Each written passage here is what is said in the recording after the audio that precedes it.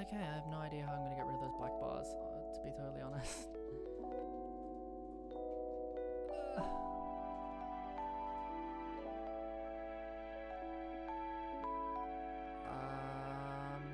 Yeah, I have no idea.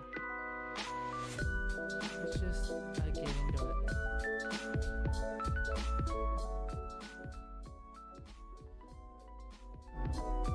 Right, hi man. Some background music now. There we go. Hello, hero. It's good to see you. Why is it taking so long to load on OBS?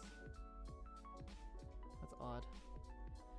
You will enter a world of swords and sorcery where giant lizard... Why can I not read today? You will enter a world of swords and sorcery where giant lizard things think thievery and regicide is a good idea. Wait a minute, you've read this already. Have I? My, I see you've come back again, haven't you? Strong, haven't had enough? Do you regret something? No, I don't want to... How do I start a new game?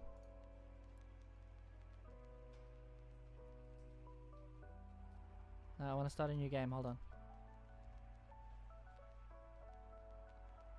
Street, no, it's not what I want. Main menu. Yes. I want to start a new game. Is this going to start a new game? Please? It's good to see you. Need to pick this junk up. You've even paid actual money. Money you could have used for better things, like donating to kittens, but your bad choices. I love this game already. So you've come back again, haven't you? Yes, I've played this for like 2 minutes. I want to start it again. Whatever it is, remember you can always press control to skip dialogue you've already seen. Your friends won't mind. Anyway, let me show you what you look like. Don't question why you look like that. It's time to name yourself. What's your name? MC. Why is it MC? Okay, McNugget. Welcome, McNugget. There we go, I am now McNugget. The thing is, the world has always been one that longs for a hero. What's a hero? Someone who fills the world with change and splendor, with courage and love in their hearts. But remember, a hero isn't one person, no man is an island, or so they say. I might recommend for you to build up your relationships. Be in touch with your heart so you can touch others. That's, in other words, be as gay as your... Jesus Christ. In other words, be as gay as your heart desires, you funky little lesbian. You're getting what you paid for. Oh, for fuck's sake. Oh my god, I love this already. Venture thus unto the world and let your heroic tales unfold. Okay.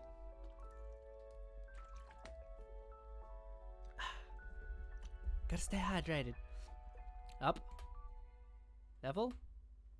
You've arrived. Heck yeah, final boss. Heck yeah. I need to make voices for people. Don't copy me, you nerd. Alright, shut it. It's my turn. I mean, Lena's gonna continue. Thanks, Raffi. So you've all come to the end of your journey.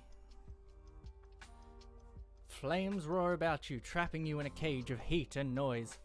Unnaturally high for your run-of-the-mill forest fires. Those ain't no ordinary flames, they're magic ones, cast by the very evil sorcerer. Yes, the one right in front of you, right now. Some old dude. You mere fools! You were foolish fools to think you could ever defeat I, Prozac the Powerful! The very evil sorcerer cackles, raising his staff high to the sky at your obvious defeat, or so it seems. Hold it, fiend! That's a big sword. A literal knight in shining armor. The tank of your party rises, basically blinding you in her glory. For eons thou have reigned, eons of terror, pushing the innocence of this land into, a reign of terror. Well, no more! My trusty fellow allies of trust shall vanquish thee. Her heart-rending speech strikes a chord in all your hearts. You, Her trusty ally of trust cannot simply stand mutely moot. What are we gonna say? So, whack. What was that picture? Whack. What elegant words. What eloquent words. As expected of a bard, inspired by your poetry. The remaining member of your party, too, scrambles to a stand. Yeah. Look at an archer. You just like stand back and crouch and do like 100 sneak damage to everyone. With newfound unfamiliar valiantness, she points an accusing finger at the very evil sorcerer. Determination burning in her eyes, she opens her mouth, capturing the full attention of the enemy.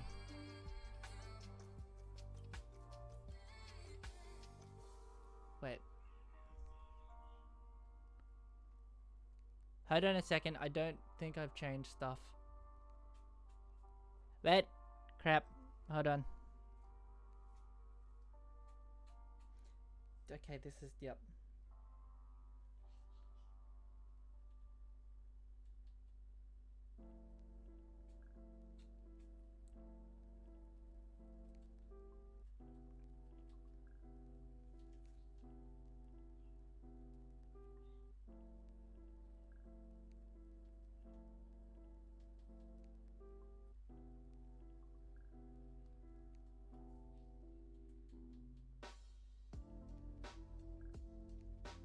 Yep, hold on. I'm getting a phone call. I'll be back in a second. I promise.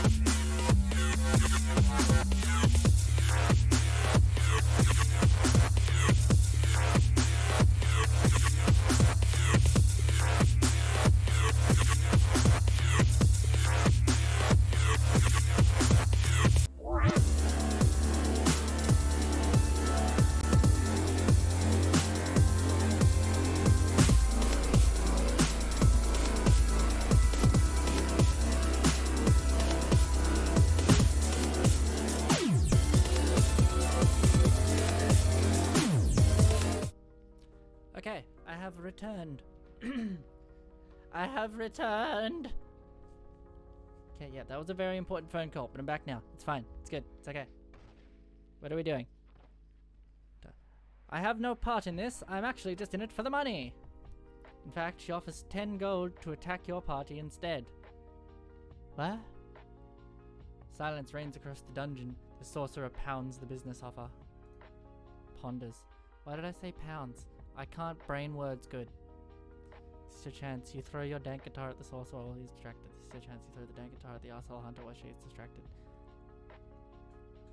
What am I gonna... Who am I gonna throw my guitar at?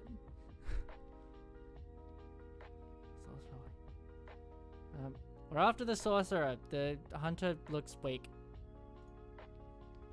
You, a brilliant strategist, devises perfect plans that you execute immediately. Dank guitar smashes into smithereens on the very evil sorceress. Oh. You gain plus 10 punk. You also shed a single tear for dank guitar's sacrifice. What is this game? Very evil sorcerer falls to his knees. Now it's just the time for the final blow. Paladin raises her brave sword, the hunter her bow, and you have nothing after smashing your dank guitar, so you don't really do anything. With a flash of blinding light, the evil ruler of this land is no more. Finally, the evil has been defeated. The dungeon is quiet, the roaring of the magical flames extinguished along with the sorcerer's defeat. The adventure, the quest you've all spent together, is over. This land shall suffer under his iron fist of cruelty no more. Thinking that should clear your heart, but for some reason, you feel a sense of emptiness within you. Have you ever felt that sense that something is missing? Like there's a hole inside of you? You have to fill? This empty feeling. You know what it is. Hunger. What? What? What? We're taking a break. I want sandwiches. Ignoring your friend's protest, your GM strolls leisurely to her kitchen. This D&D session can't really continue without her here, so you just stew in silence. Well, I was getting a bit tired. It's due for a break. Ugh. Having become interested in D&D lately, you and your friends have been pretty into this nerd crud. Speaking of, what had you decided to name your character? Give your very cool character a name.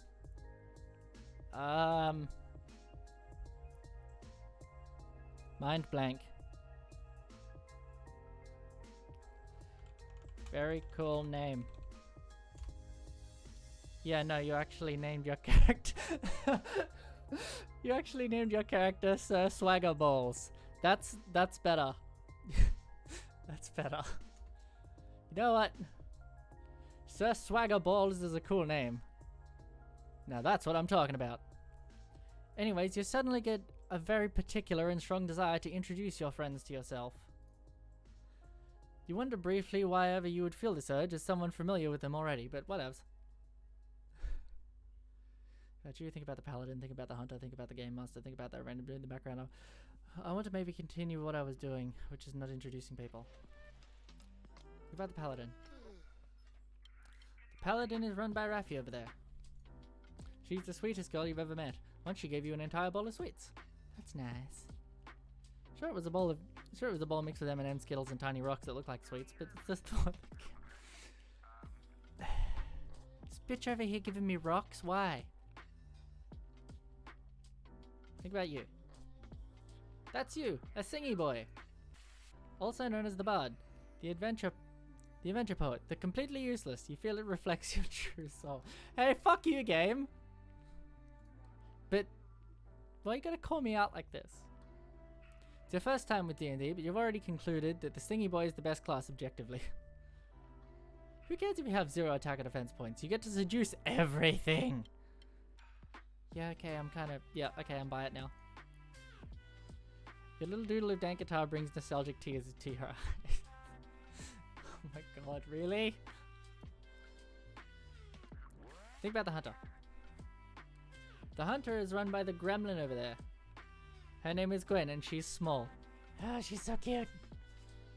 You have a long, deep-seated desire to throw down with her once and for all.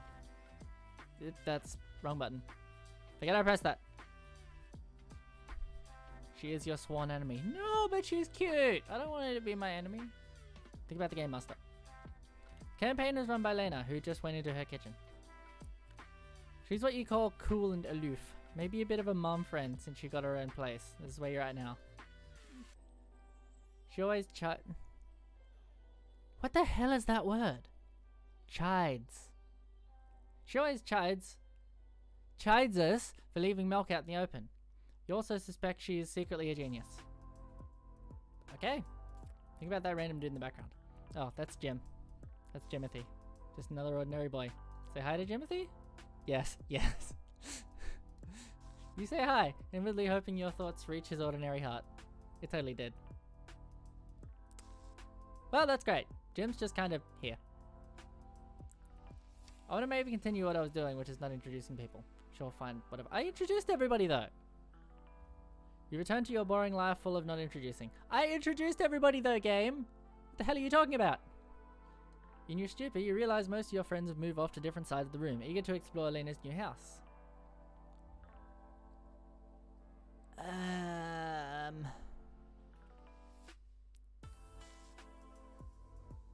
No, where's Gwen? Talk to Gwen at the table.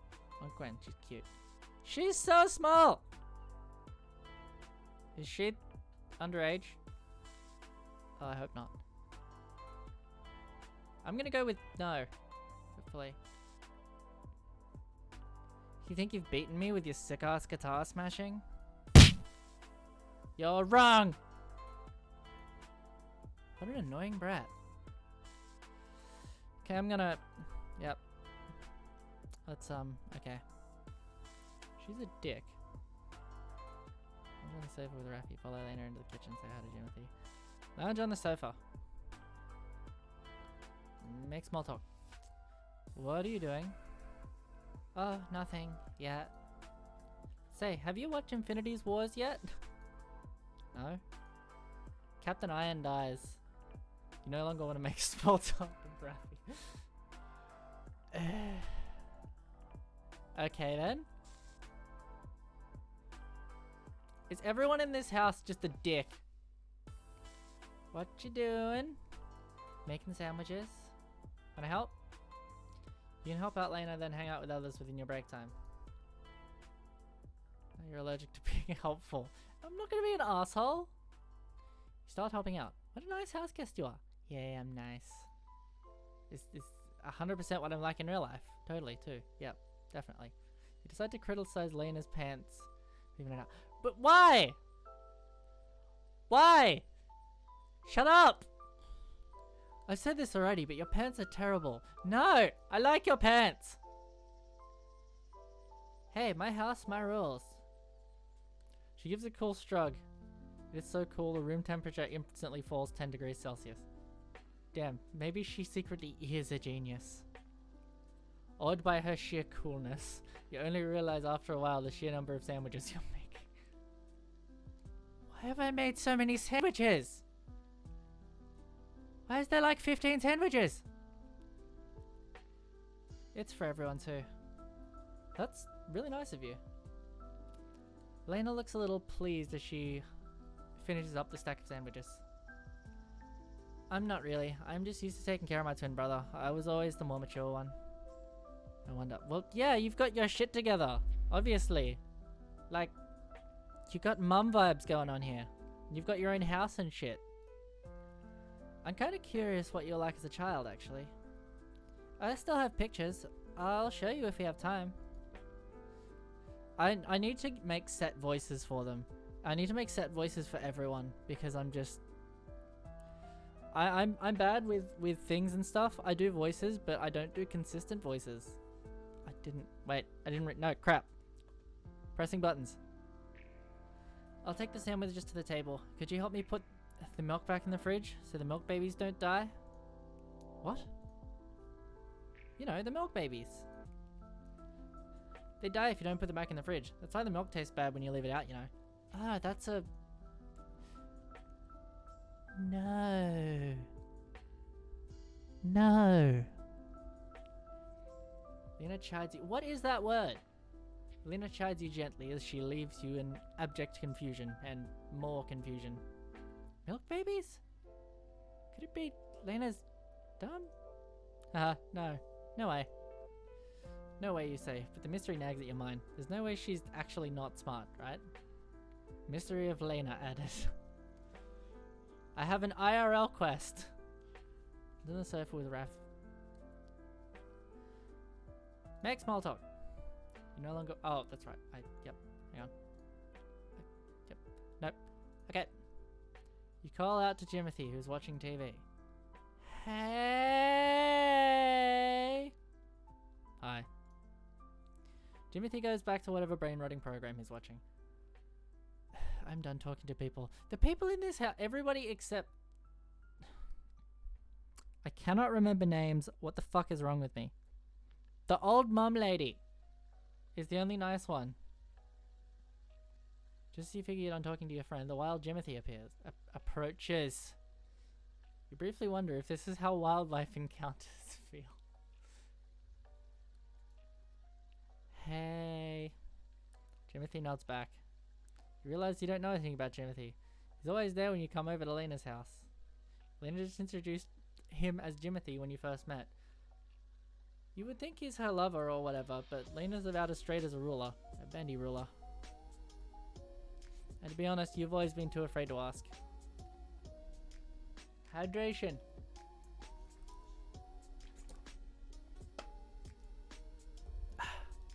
Shit's good. And to be honest, you've always been too afraid to ask. I read that bit. Why are you always being on the couch? I like the couch. You don't know how to answer that, and Jimothy speaks no more. Now that Jimothy's silent, you start to reflect by yourself. What is that picture? Why am I seeing Kermit the Frog? Oh, I've made horrible life choices. Today's been real fun, but talking to your friends has given you something you've become really, really curious about. You want to figure it out. The mystery of Lena and something about milk babies. Well, you guess you'll do your best to figure that out. Your inner monologue is interrupted by Lena's voice and also a pile of sandwiches. Everyone get your asses here, intermission's over. With everyone in tow, you shamble over. You realize there's a good chance to ask something. Wait, I have a question! About Jimothy. Who the heck is he? He's my... Really? He's my bitch. Lena turns to Jimothy on the couch. Get me 3 glasses of beer. No. Lena turns back. This incident will not be remembered by history. So instead, Lena, no, the game master clears her throat.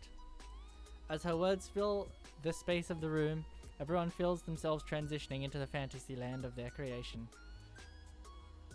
Oh, and the sandwiches, they're delicious. Finally, some good fucking food. I cannot do a Gordon Ramsay impression. Also, why the fuck is Gordon Ramsay on the screen? What even is this game?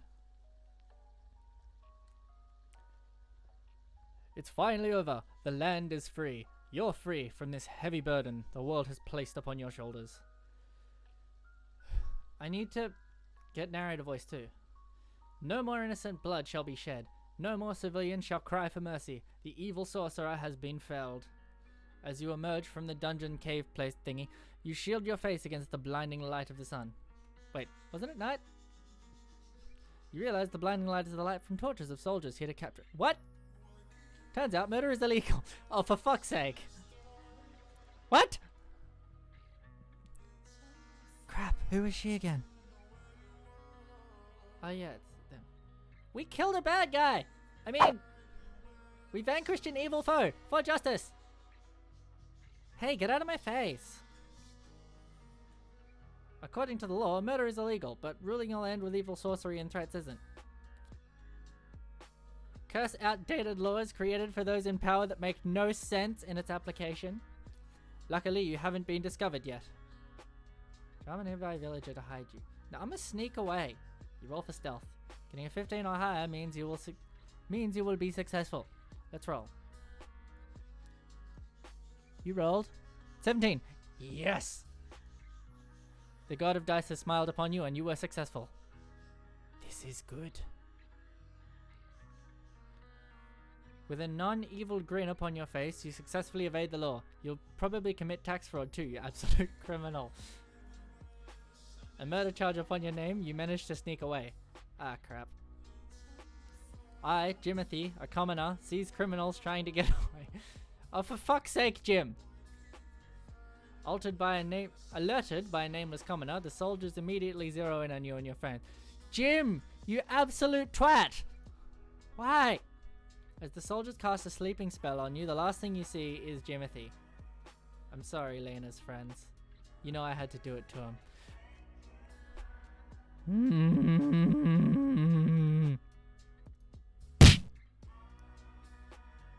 Why is he here? I wanted to feel included. And I let him. Because I'm the game master. Curse the almighty power of the game master. There is absolutely nothing you can do. Moving on. You all wake up in prison. Oh, great. You also curse Jimothy. Your game master kind of reminds you that stabbing Jimothy is not allowed. We need to break out. You wholeheartedly agree. Unfortunately, without your trusty dance guitar, you feel a little down as a bard. Well, yeah, it's like my only one thing that I had. But your line of bards were born to be free. In fact, you couldn't even wait 9 months to be born. You came out in 7. Oh, good lord. I would have been the size of a peanut. Everyone tells you that's not a good thing. Everyone that tells you that's not a good thing is a hater and should be ignored. That would explain a lot about me, actually. You know. The guard is right out there, still the guard's keys. Use raw strength and power, literally break out. There must be some way to leave. Examine the surroundings. Be smart. You turn to the wall. An ominous skeleton is chained up to the wall, implying the doom you may face if you don't hurry the heck up. Examine the spoopy skelly boy. It's just a skeleton. A friendly looking man, but that's it. Where is it? How does he look friendly? He is a skeleton. Or is it? You can't help but feel that there is something more to this skill than it seems. Something more heroic and really supportive. That's loud. Exactly. Because of that, the paladin, instinctually kicks the skeleton over. The guard hurries to your cell, tears in her eyes. Leave Bob, the emotional support skeleton, alone! What the fuck is this game? The spoopy skull on the wall has a name now. Threaten Bob, the emotional support skeleton. What the fuck is this game? You grab Bob, the emotional support skeleton, immediately and toss him over to the awaiting paladin. With a fluent motion, the paladin emerges with a can of fantasy coke. She threateningly holds it over the skeleton. Fiend, hand over the keys to this accursed place, and do so fast, or this man of bone will get it! Please, anything but that! The guard falls powerlessly to her knees. The truth is, this place has no key. What? The guard explains that this particular cell has been enchanted with a powerful spell, so unnecessarily powerful, everyone wonders why they did that. The only way to open it is to reach the time for judgment, or to obtain that. That? Explain that, wench. Much to your surprise, a low laughter emerges from the cell beside you. Foo-hoo-hoo-hoo. That, huh? How foolish. No one has seen that in centuries. Quiet, prisoner! Pray tell, what is that you speak of? What's the point of knowing something you can never have? But very well. I like the look in your eyes. That is a GF. A GF? I see a GF. Ah, of course, it was the J. Are they talking about? Pretend to know what it is. Why are your friends so cool with it? A girlfriend? You need a girlfriend to break out of prison? I'm act stupid. Seriously consider the logistics of a girlfriend in breaking out of jail. I mean, you do want a girlfriend regardless, probably among your very hot best friends, but it's true. It's true that it's impossible. No one has seen a GF in this land for ages. In fact, I'm pretty sure it's against the law now to make a GF or bringing a foreign GF here. What's the deal with GF in this land? Does this place discriminate against girlfriends?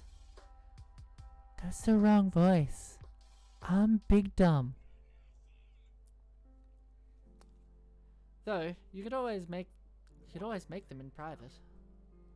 A whole bunch of GFs, that is. You want to do that? You want to do that? How do you do that? You really need to know how to do that. Just seeing a GF is enough for me to arrest you. They're dangerous after all. Guns and firearms, that... Oh! Oh!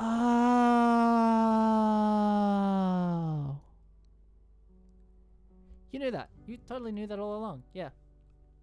From the way your friends avoid you gaze, it seems they were clueless as well. Well, studies from a long time ago shows GF violence is directly linked to the availability of GF. Only a really stupid country would allow GFs while knowing that. Oh my god. Fucking called out. I'm not gonna name the country, but everybody knows exactly what the fuck they're talking about. Right? Haha. Friendo.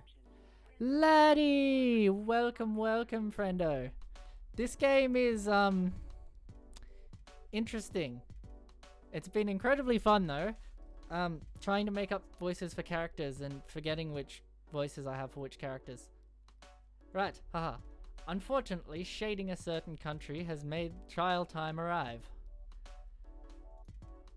Curse the illusion of the passage of time. You even tried blowing up the wall in the last ditch attempt. It doesn't work. The guard just looks at you in this really shameful pity that makes you avoid her gaze. Also, can you hear me alright? Because I have no idea if everything's good. As you are led away by the guard, you ask the mysterious stranger one last question. Wait, tell me, what is your name? Sweet! Thank you, laddie. You hear a low laughter. My name... Jimothy. Oh, for fuck's sake. Jim, why are you always here? Okay, break time. Jimothy? I wanted to be included again. And I let him. Again. Okay. What, you got a problem, huh? What you gonna do about it? Curses. The GM has ultimate power, and you cannot defy her. Also, someone come to the store with me to buy drinks. I wanna come? Let me come with you. Someone's gotta stay to watch the house, and Jimothy disappeared for some reason. Time to take the bullet like a big damn hero. I'll stay behind. I don't want to move anyways. Really? Well then, I'll let you pick whoever here to go with you. Ah, bless the undefiable power of the GM. Quick, pick someone you want to stay home with. Stay with Lena. She asked for it. She should be getting it. What? Okay. Curses, to find a loophole in my own logic. Alright, we'll stay behind together. Lena hands in some cash along with instructions. You request them to buy a Pepsi Zero. I don't want Pepsi. I don't want a Pepsi. That sucks. They refuse, so you vow to curse them with your dying breath. No, that's good they refused. I thought this was supposed to be a role-playing game with me. As the door closes behind your friends, Lena waving to them, you realize this is the perfect opportunity for you to unveil that mystery. Seems quite interesting. It is quite interesting. We've seen Kermit the Frog, and we've seen pictures of Gordon Ramsay, and there's a lot of innuendos. It's been incredibly entertaining. the door closes behind you, as the door closes behind your friends, Lena waving to them, you realize this is the perfect. I read that already. I'm big dumb. Specifically, that one about Lena's secret. Idiocy. Hey, Lena, could you maybe tell me more about milk babies? Oh, did no one tell you about them? They're the science behind why milk goes bad. They live in milk and make them taste good. But they can only live in cold places, so you have to make sure they don't die by putting them in the fridge. Jimothy told me about them when I was little. Lena points to Jimothy, who has suddenly appeared on the couch. You stifle a little scream. He's actually pretty smart. You are kind of impressed. How old were you? 7. Did he, teach you anything else? Well, he taught me McDonald's burgers always come with a bite. Oh, that's gotta be her older brother. That guy's a dick. I nearly accused him for it when I was smaller. How embarrassing. I think McDonald's stopped doing that. Okay, so backstory. At the start of the game, we thought Lena was really smart. Yeah, so... Holy crap. Holy crap. Rat Jimothy. I lied. Lena laughs. He's always like that. Jimothy ambles away, having nothing more to be said. You've confirmed it. Lena was secretly an idiot. You are thrilled at this amazing discovery. You gained 1000 XP.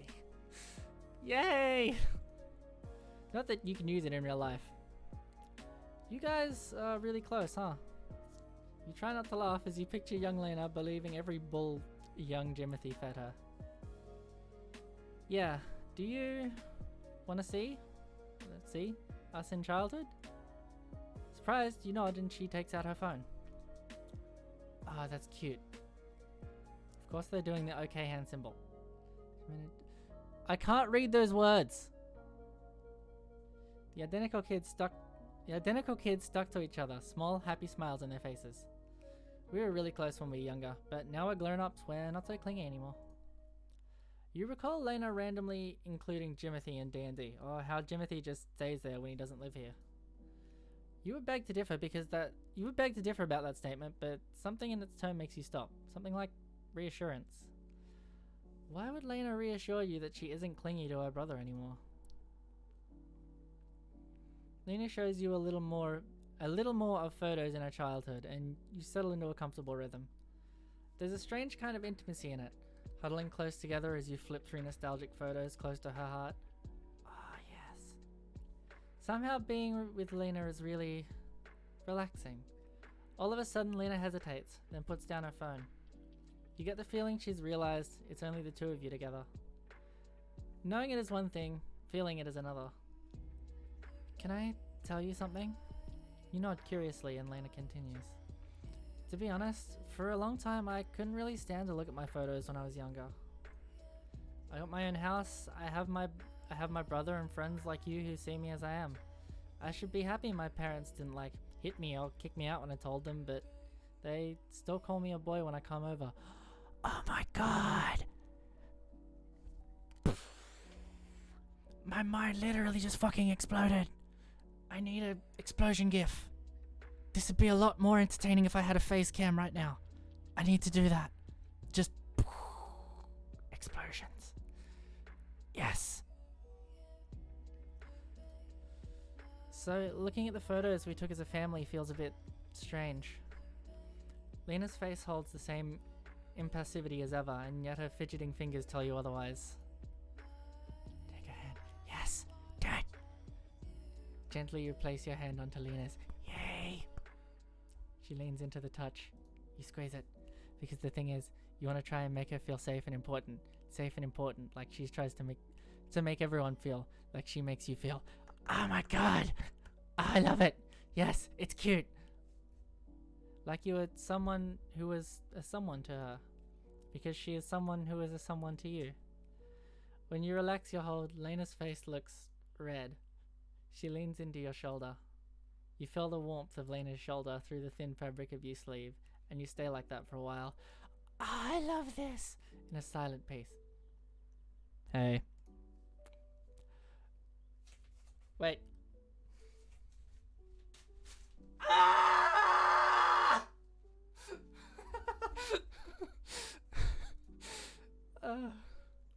Both you and Lena jump away from each other. You discover you're disappointed by the sudden cold around you. Your cheeks flush. Lena. I ran over to the other side of my room to do that. Oh my god. See, this is why I do this when nobody's at home, so I can be loud.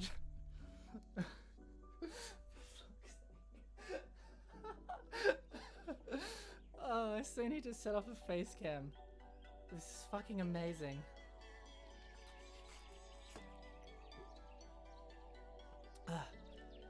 Stay hydrated.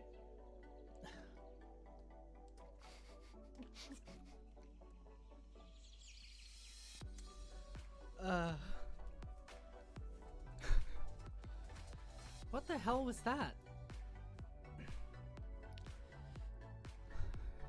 Another use Nick or youth screenshot video. Yeah, that's just nothing beats a good scream. Like, seriously.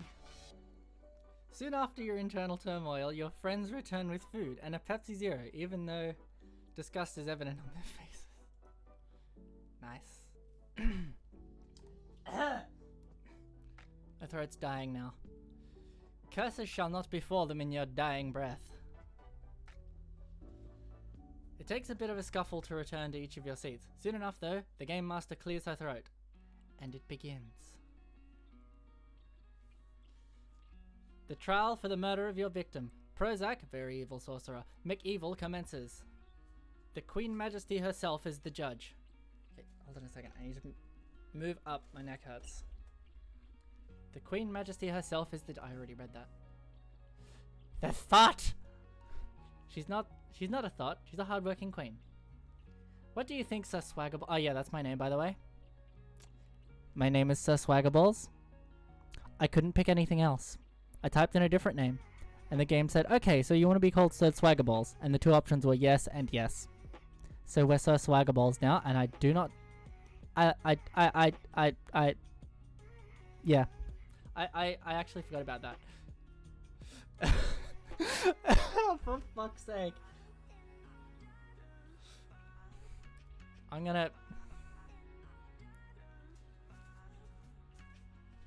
If she breathes, she's a thought!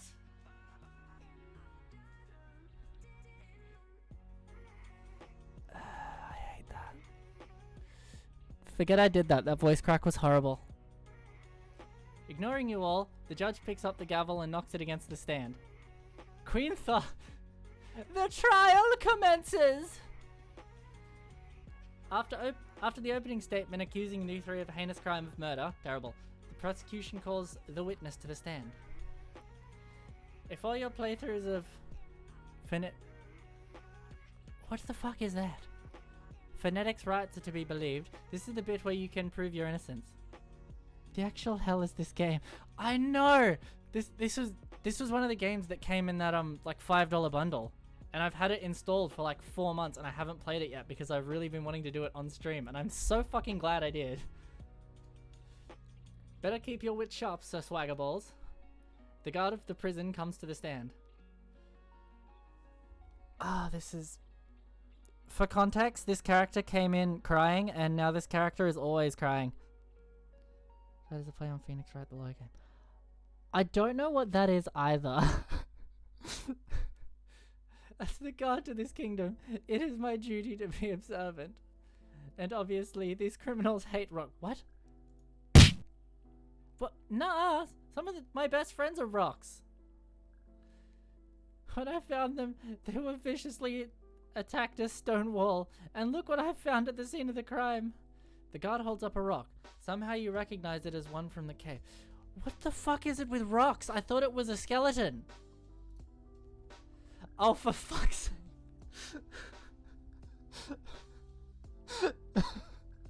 The rock is smooth, like really smooth. It's nearly a pebble, but not quite. It's still a rock. What the fuck defines a rock from a pebble? Hold up.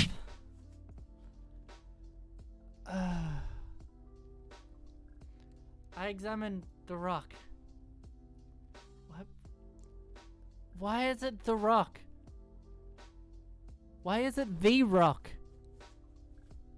Why would you need to examine a rock? What if that rock is poisonous? What if touching it kills you? The choice of a lifetime dawns upon you. Touch the rock. You gently boop the rock wherever its rocky nose is. The fuck is this game, man? Oh, this is like... This is my humor. To a T. To a fucking T. If you ever wanted to know my humor, this is it. Nothing happens. You risked your life just to disprove my theory. For me, I'm so touched. I mean disgusted. You inwardly appreciate her appreciation for your boundless bravery. Bravery. Nah, bravery. Wait!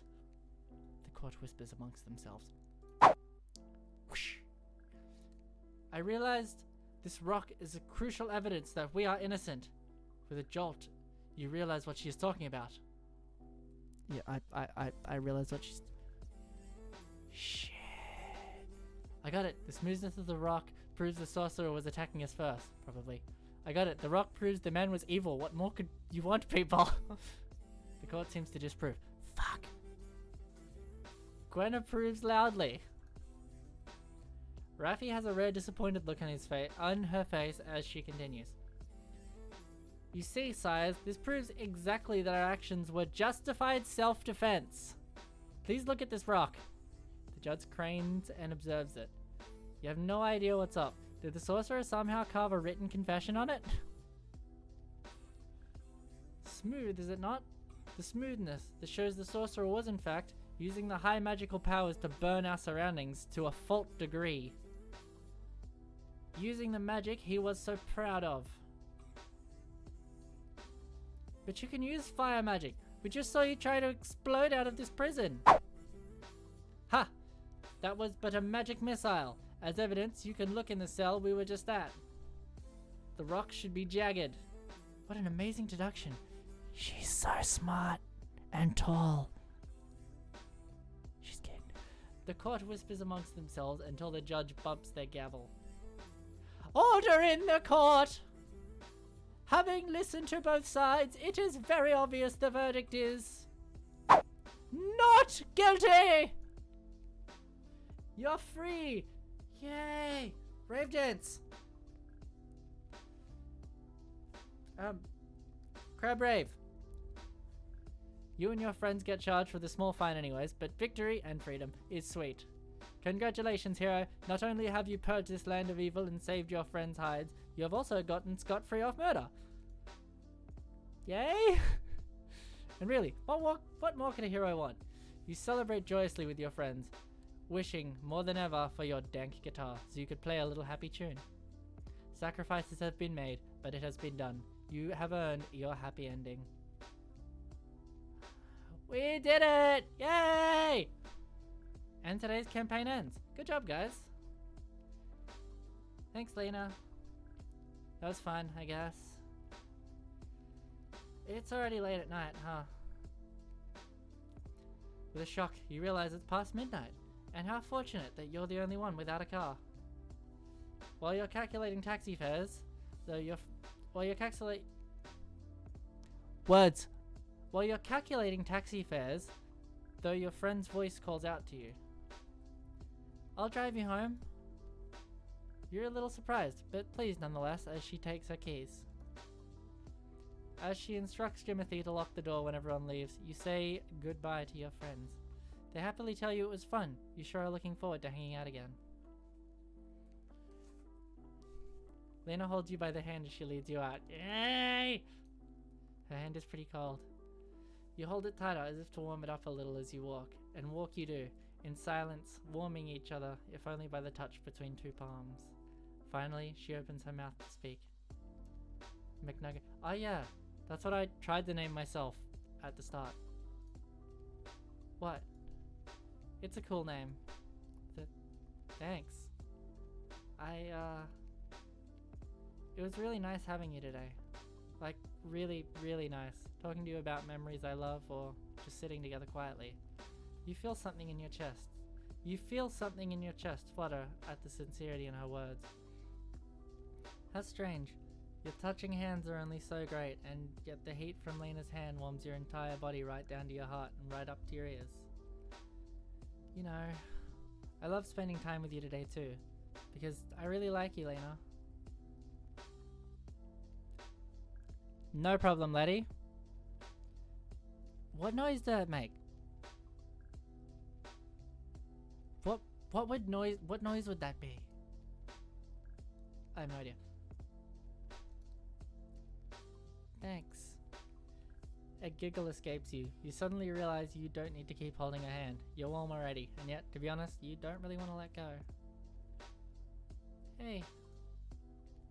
My house, I'm not used to living alone, so it feels a bit lonely.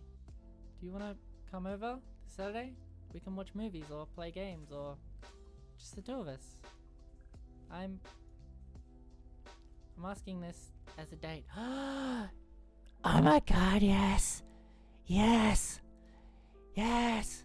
The only answer is yes. That is the only correct answer. I'm really looking forward to it. The hand you're holding shift, the friction feels incredibly heated, but comfortably so. As you look at her smile, a pretty smile, the smile of your someone, you have a thought, a natural thought. Really, a thought you're looking forward to it too. As natural as the gravity that pulls your head down in a single nod, as natural as your breath filling up the space between the two of you. Something sparkles above you as if you accentuate your promise. Oh, a shooting star! I've never seen one for real before. Shooting stars, huh? I mean, someone farted while thinking of me. Oh, really? Really? This was supposed to be a nice, sweet moment, and just...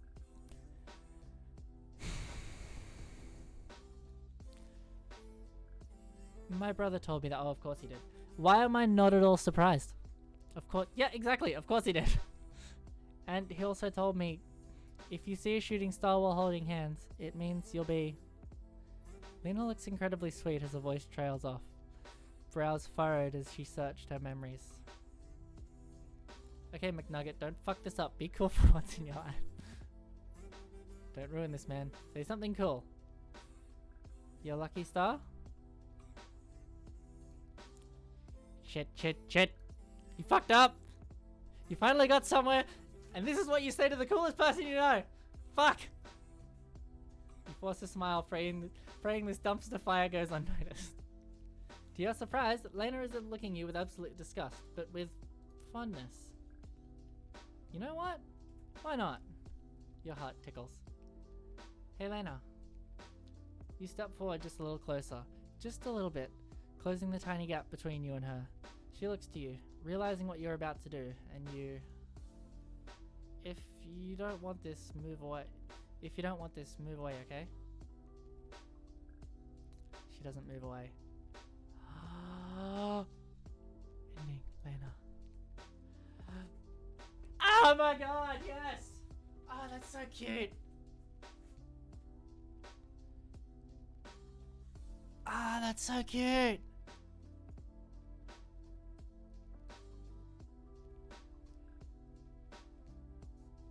Oh my god! Oh, I love that. I've got like literal goosebumps right now. You can't. Oh. Can you hear me rubbing them on the microphone?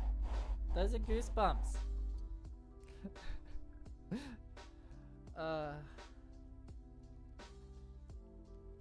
Okay, so you can get different endings to this.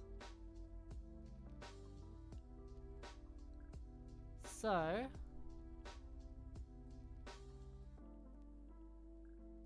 So do I do different endings? I have no idea how much time I've got before people get back home. There's nobody at the front. We're good.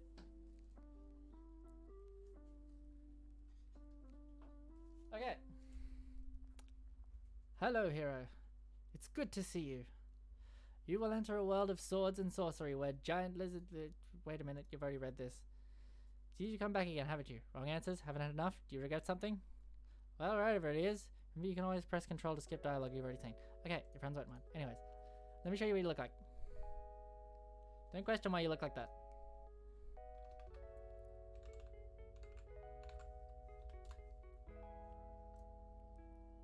Welcome, Phoenix. Thing is, the world has always been one that longs for a hero. A hero, someone who fills the world with change and splendor, with courage and love in their hearts. Remember, hero isn't one person. No man is an island, or so they say. Okay. Menu for build up your relationships, be in touch with your hearts. Blah blah blah. Okay.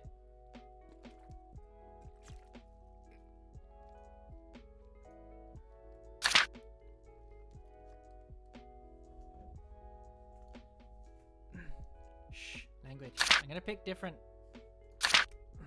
Don't you language me, you nerd. Alright, shut it. It's my turn. I mean, Lena's gonna continue. Thanks, Rafi. Ahem. So you've all come to the end of your journey. Flames roar all about you, trapping you in a cage of heat and noise. Unnaturally high, if you run the mill forest fires, you ain't already blah blah. I've been through this already. Some old dude. You mere fools! You were foolish fools to think you could ever defeat I, Prozac the Powerful! Very evil sorcerer cackles, raising his huff. Blah blah blah. Hold it, fiend! A literal knight in shining armor. The tank of your party rises, basically blinding you in her glory. I've been through all this.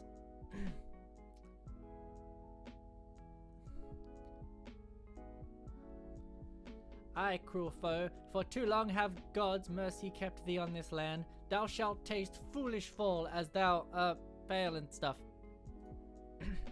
What eloquent words. As expected of a bard, inspired by your poetry, the remaining member of your party, too, scrambles to a stand. With newfound unfamiliar valiantness, she points an accusing finger at the very evil sorcerer.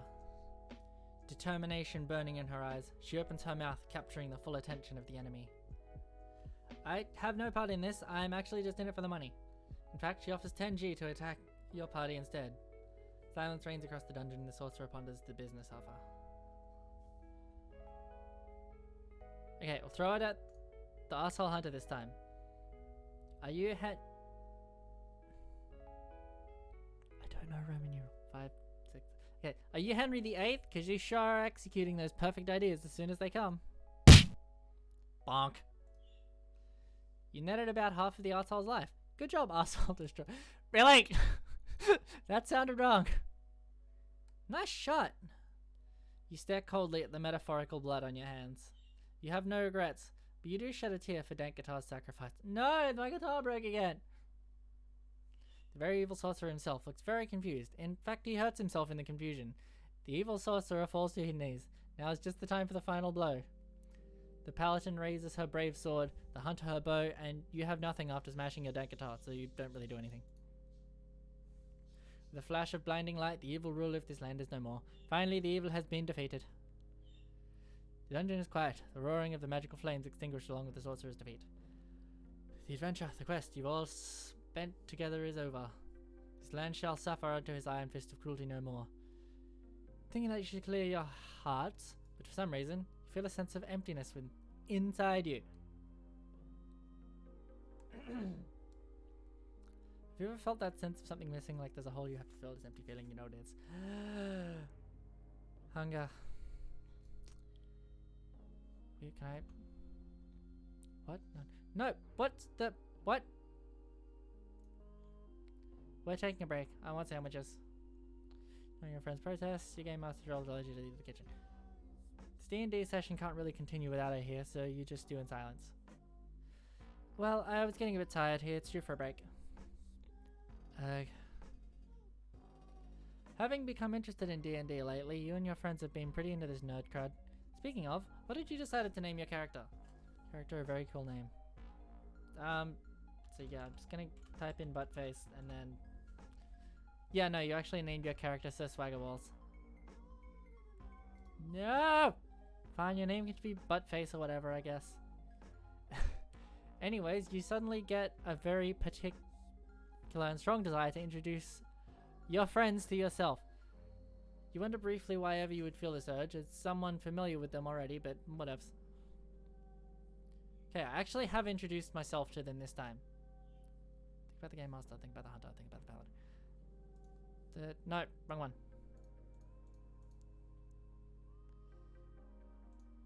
Sure, fine, whatever. Lunch on the set with Rafi. Spend time with Rafi. What you doing? Oh, you know, just resting. Wanna chill with me? You can chill with Rafi before hanging out with others within your break time. Num 2. Yeah. Yeah. You oblige, gently placing yourself next to Rafi. The cushion you're on bends from your weight. How are you doing? I'm having fun. It's great. I didn't really care, but that's great. You're asshole. Contrary to her words, you smut a small grin on the corner of her lips. When she turns back to you, it has smoothed back to her usual peaceful, laid-back smile. Peaceful and laid back, like usual. Wanna help me draw on Lena's bathroom mirror with permanent markers? You're an asshole! Don't be offering to help decorate our new friend's house. How thoughtful. You're touched by this kindness. Agree to help. Oh, for fuck's sake! It is a duty to help such a thoughtful deed.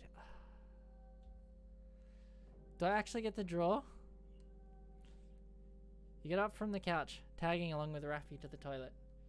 Or so you were about to until a wild Jimothy blocks your way. I'm afraid I can't let you do that, Rafi and Phoenix. And who are you to stop me? Someone who owns this house. That is a lie. All three of you know full well this place belongs 420% to Lena. But Jimothy doesn't have a single heck to give. Well then, what are you gonna do about it? Her tone is challenging, insulting, even, but somehow it is Jimothy's responding gaze that sends goosebumps along your spine. Rafi, I know that you know that I know a lot of things about you, like your true identity. Pfft, like what? What? Rafi's already holding your hand and dragging you back to the couch. How assertive. Maybe next time, Phoenix. Jokes aside, it's the first time you've seen Rafi this shaken. You can't stop wondering about what happened. What did Jimothy mean about her past and her identity?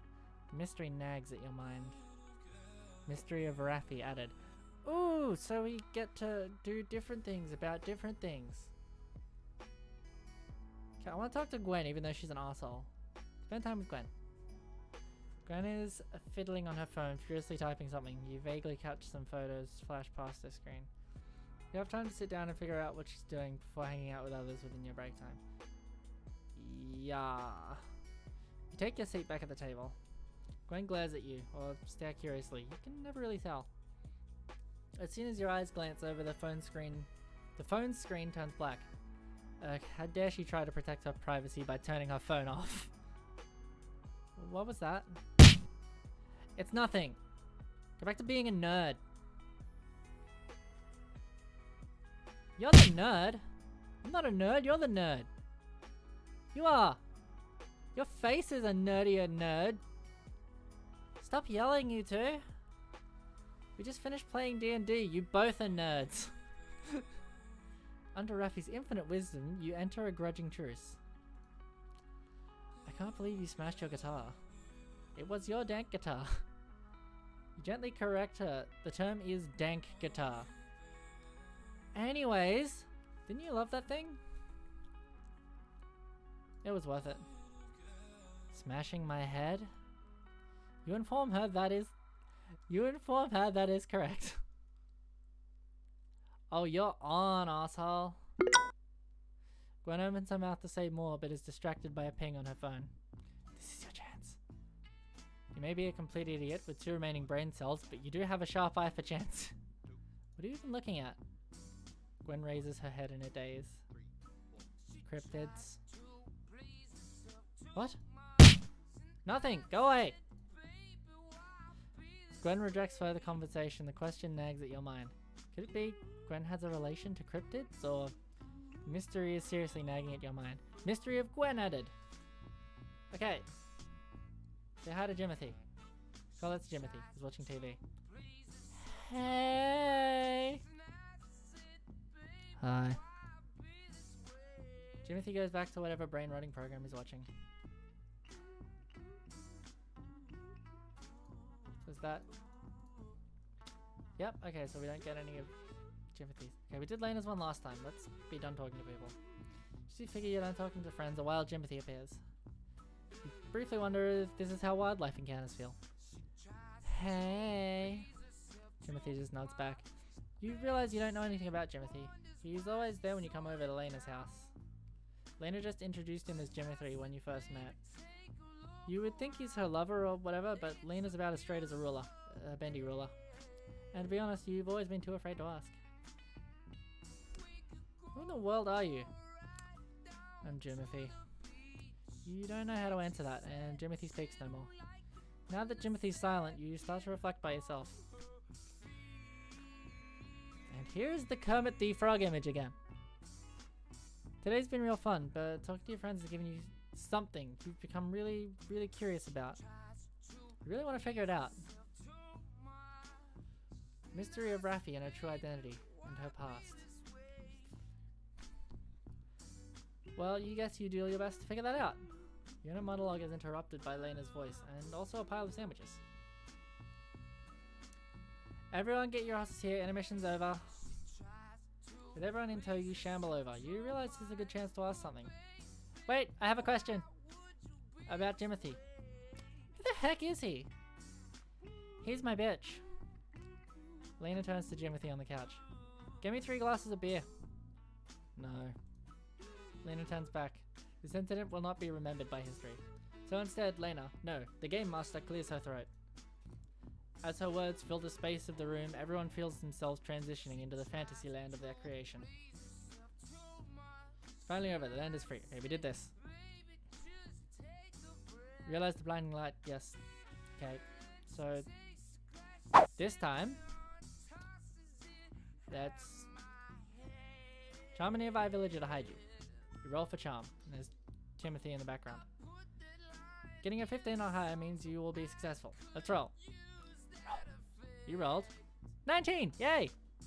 The god of dice has smiled upon you and you were successful. With a not evil grin upon your face, you successfully evade the law. You probably commit tax fraud too, you absolute criminal. A murder charge upon your name and you manage to sneak away. Ah, crap. I, Jimothy, a commoner, sees criminals trying to get away. So it's just the same thing. Alerted by a nameless commoner, the soldiers immediately zero in on you and your friends. As the soldiers cast a sleeping spell on you, the last thing you see is Jiminy. I'm sorry, Lena's friends. You know I had to do it to him. Why is he here? I wanted to feel included. And I let him. Because I'm the Game Master. Curse the almighty power of the Game Master. There is absolutely nothing you can do. Moving on. Okay, we're back in prison again. So let's... Must be some way to leave. Use raw strength and power to literally break out. After all, what's power if you don't abuse it? Paladin, Hunter, lend me your strength. Huh? What? You explain your plan to them. By explaining, I mean you just say, we should break out. Literally. How intelligent, my intelligent friend, but how exactly should we do that? Good thing you're a master at thinking up good plans. Explosions! Yes.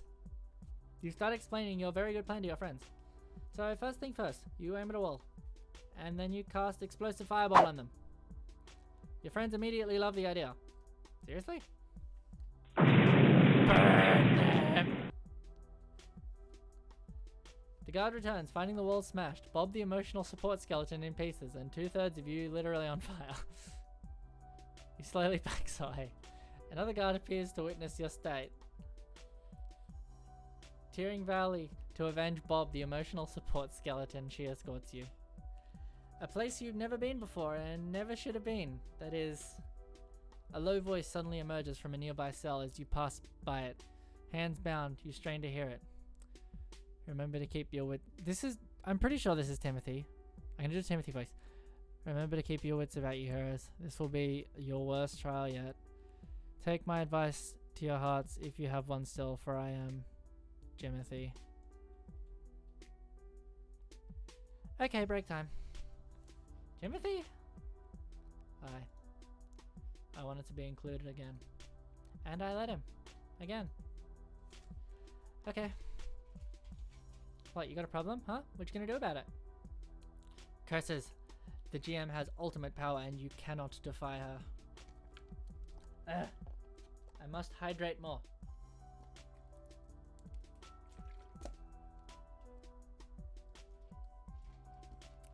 I wanna come. Let me come with you. Someone's gotta stay to watch the house and Jimothy's disappeared for some reason. Time to take the bullet like a big damn hero. I'll stay behind. I don't want to move anyways. Really? Well then, I'll let you pick whoever here to go with you. Ah, bless the undefiable power of the GM. Quick, pick someone you want to stay home with. Stay with Rafi. Ah, okay, so I can only pick one that I get with that quest. Okay, that makes sense. Oh, you want to stay here with little old me? Shush up, let's go get Lena. Let's go, Lena. Don't burn the house down. Rafi asks for something terrible. You request them to buy a Pepsi Zero. They refuse, questioning their taste, so you vow to curse them with your dying breath. As soon as the door closes behind them, you suddenly sense a great evil energy coming from behind you. Hey Phoenix. Want to help me out with a project of mine? You politely inquire what it is. Good deeds. Before you can ask what the heck she's talking about, she turns around to the couch behind. There's more cushions on it than you remember. Just as you wonder who put it there, Rafi throws some off. Okay, it's that time again.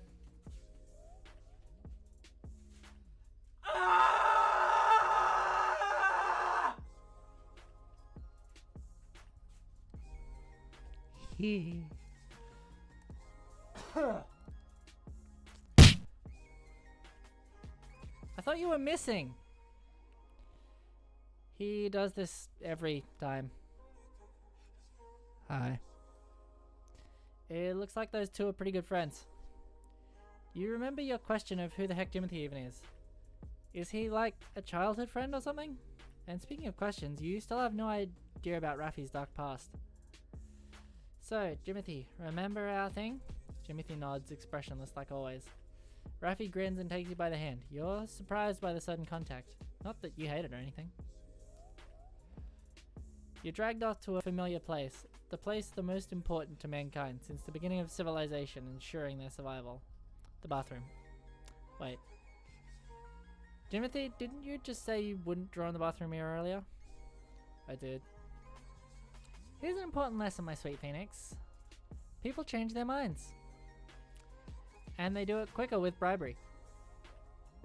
Also, I changed my mind to just stealing all the toilet paper. I've got my own tissue. Also, she got me this Super Rare Yu-Gi-Oh card. I won it from a crying 7-year-old last week. Oh my god. She's an asshole. At the proud look on her face, you decide not to question it. Yeah, yep. Instead, you start working meticulously and taking all the toilet paper in her bathroom and hiding them under Rafi's orders. Orders? What? Oh. I thought it meant orders as in a physical thing, not as in a command. Okay, I'm big dumb. This is kind of fun. You even make a couple of amazing suggestions, like hiding it up in the fridge where only you and Lena can reach. Suck it, short people. I think we're done. Having finished your workout, you are filled with the sense of satisfaction you only get after a job well done. Now, Lena will understand what it means to face unprepared disaster, and she'll emerge stronger from this trial. Wow, how thoughtful of... Raffi turns to you with a grin, and for some reason you feel heat on your face. It's nothing unusual, this kind of situation. It's not your first time eating her good deeds, and it's definitely not the first time she looks at you like that. Dazzling smile and familiar fondness. It's nothing usual, just the two of you. You don't hate it. Suddenly you sense a great chaotic energy coming from behind you. Raffi is already right in front of you, which means... Hi. Timothy. Raffi. This wasn't an ideal. You were supposed to leave my stash of tissue paper alone. Wait, is it? What is it, Timothy? I don't recall saying I wouldn't take yours. A gust of cold air settles among you three. You sense war. Timothy's blank gaze flickers to you. Fine. Timothy digs around his pockets and takes out his phone. As you stand confused, realization then fear dawns upon Raffi's eyes. Raffi holds out a desperate hand, but it's too late. Timothy's phone screen flashes at you. Oh my god. Oh my god, she was goth. Oh, I love it. Yes. Yes! Yes! Yes! She's tall. She's emo. Yes! Yeah, it doesn't look fake. This is definitely a screenshot of Raffi's MySpace in the mid-2000s. My god. Oh my god. Whoa. As you process the image in front of you, you realize Raffi is gone. Only Timothy stands with you in the kitchen, calmly keeping his phone back in his pockets. The door out of the kitchen swings open in someone's wake. Raffi? You look around in confusion. Using your powers of deduction, you conclude Raffi didn't evaporate into thin air. Instead, you pad out to the hallway. You hear Timothy tagging after you like the unrepentant murderer he is. But right now you have more important things in mind. You find Raffi fast enough. You nearly miss it. In front of the doorway to the bathroom, Raffi slumps on the floor, defeated. It's an unusual sight. She's usually always so confident, like when she was mixing Tabasco in Gwen's toothpaste, or intentionally drive slow in the left lane, or unplugged your phone, a 10% battery to charge hers. She's such an asshole! But Timothy's betrayal has brought her to her knees. Unsure what to do, you cautiously call her name. Raffi? I didn't want you to find out this about me. She sounds absolutely miserable, huddled in front of the bathroom. To be honest, ever since I befriended you, it's been weird. It's not like I have trouble making friends or anything. I even befriended Timothy, and he hates people. Much more than he does now. But you? Even when I was mixing Tabasco in Gwen's toothpaste, or was intentionally driving slow in the left lane, or replaced all of Lena's anime posters with live, love, love signs. She's such an asshole! But she's tall and she's emo, so I'll allow it. I don't want to do them to you. I want to do it with you. Oh my god. Oh, and the phone thing was complete accident. Sorry about that. You accept our apology. I've never been close to someone before. Being someone's number one, you or Gwen or Lena or Timothy, but especially you, feels strange. I want you to like me, and I want you to think that I'm cool. And now I don't know how to fix this. Raffi. A little embarrassed, you scratch your cheek. Eventually you bend down on the floor to meet her eyes. You don't need to fix anything. Seriously, what's a little goth phase every now and then? Everybody has a goth phase. That's like expected. It's like if you weren't a goth on MySpace in the mid-2000s, have you even lived? Like, really? Emo face. Shut up, Jim. Anyways, you've already gotten the things you want, you know. I like you. I think you're cool. Hoping Rafi got what you wanted to say, you lower your face that's hot with embarrassment. Somehow, saying it in a roundabout way is even more embarrassing. You expected laughter, but there's just silence, and when you look up, you see something kind of amazing. Rafi stares at you with a look you've never seen before. You stare back in awe. I gotta use the bathroom. Wait, you hit all the toilet paper. Before you can finish, Raf, he slams the door of the bathroom, locking you out. In a daze, you wouldn't fuck. I dropped a thing on the ground I was fiddling with. Hold on. Okay, I got it. In a daze, you wander back to the table to wait for others. You kind of want to eavesdrop when she emerges later to talk to Timothy, but you resist. You also kind of feel like you've been hit by a hurricane. A very soft, nice hurricane. Soon after your internal turmoil, your friends return with food and a Pepsi Zero, even though disgust is evident on their faces. Nice. Curses shall not befall them in their dying breath. In your dying breath. My dying breath. It takes a bit of a scuffle to return to each of your seats. Soon enough, the game master clears her throat. And it begins. The trial for the murder of the victim, Provac, very evil sorcerer McEvil, commences. Queen Majesty herself is the judge. The thought. Okay. All women are queens. Ignoring you all, the judge picks up the gavel and knocks it against the stand. The trial commences! After the opening statement accusing you three of a heinous crime of murder, terrible, the prosecution calls the witness to the stand. If all your playthroughs of Phonetics' rights are to be believed, this is the bit where you can prove your innocence. Better keep your wits sharp, buttface. The guard of the prison comes to the stand. As a guard to this kingdom, it is my duty to be observant. And observantly, these criminals hate rocks. What? Nuh-uh. One of my best friends are rocks. When I found them, they were viciously attacking a stone wall, and look what I found at the scene of the crime. A guard holds up a rock. Somehow you recognize it as the one from the cave.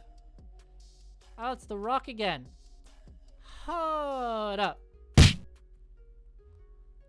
I examined the rock. Why would you need to examine a rock? What if this rock is poisonous? What if touching it kills you? The choice of a lifetime dawns upon you. Do not touch the rock.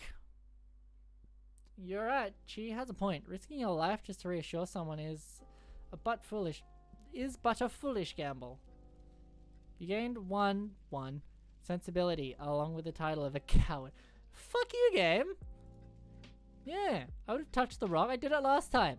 I did it first. It's survival of the fittest, lads. Wait. The court whispers among themselves. I realized this rock is crucial evidence that we are innocent. George, you realize what she's talking about. Smooth. I got it. The smoothness of this rock proves the sorcerer was attacking us first, probably.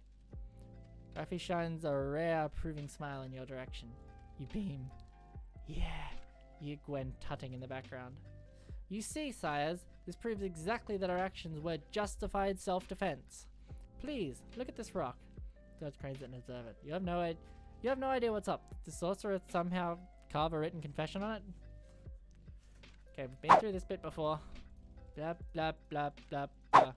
Not guilty! You're free. Yay. And today's campaign ends. Good job, guys. Thanks, Lena. That was fun, I guess. It's already late at night, huh? You realize it's past midnight. While you're calculating taxi fares, through your friend's voice calls out to you. Let's go, come on. Underneath her cheerful smile, there's a look of determination on her face. You're a little taken aback by a cheerful smile as she clings to you. As you bid the others farewell, you try very, very, very hard not to be overly conscious about the warmth of her skin pressing against your body. When you're out of the door, you feel her grip relax, and she bumps your shoulder. Hey. Raffi looks at you, her strange seriousness coloring her expression. A rare shyness exudes her.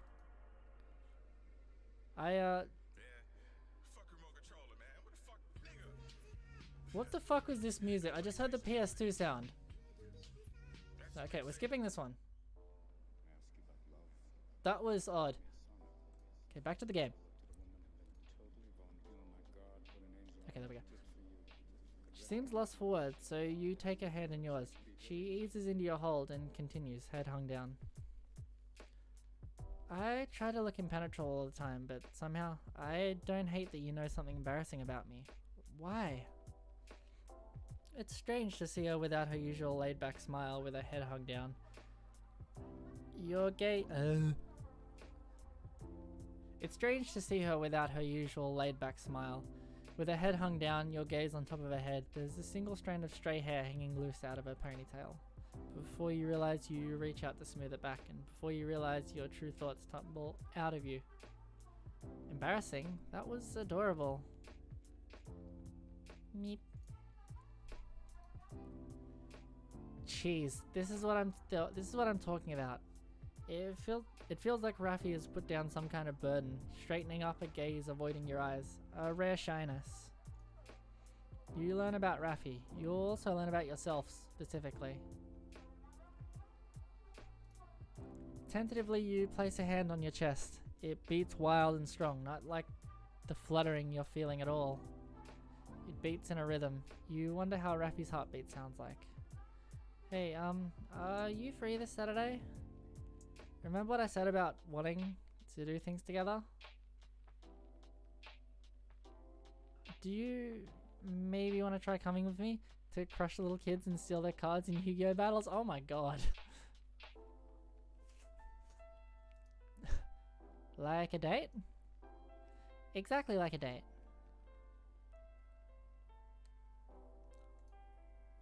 Holy crap. Yes.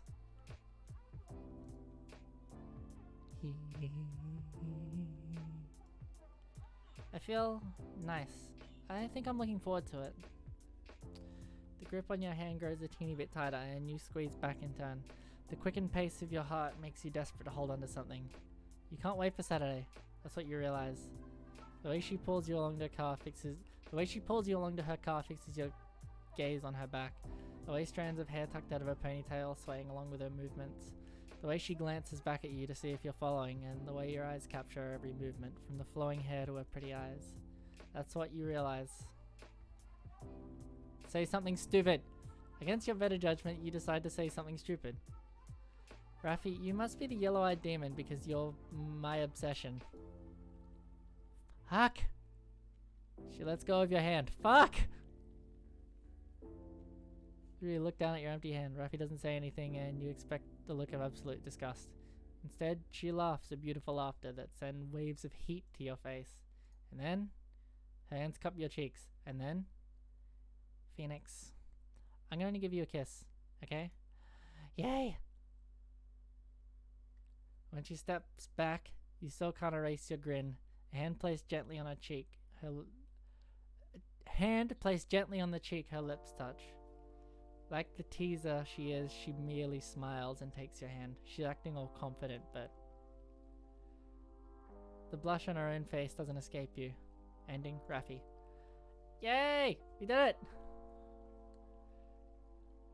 I love these endings. They're so cute and wholesome.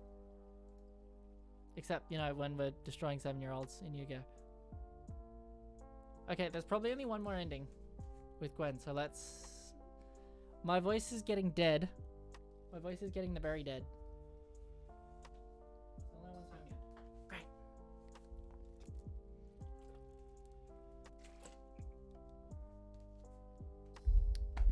Make sure to hydrate, motherfuckers. Hello, hero. It's good to see you. We've been through this before. My name is, I don't care. I don't care because it's gonna... Wait, fuck! That was not my character's name.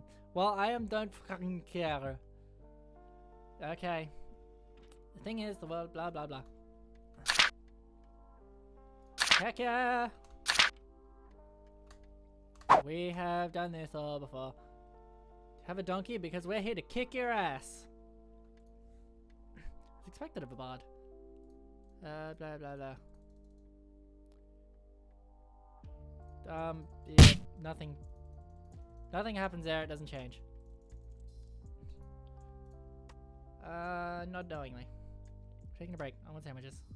You know your friend's protest sandwiches sound really fucking good right now. Okay, we're gonna get this ending and then I'm gonna go make a sandwich. This D&D session can't really continue without her here, so you just do in silence. Well,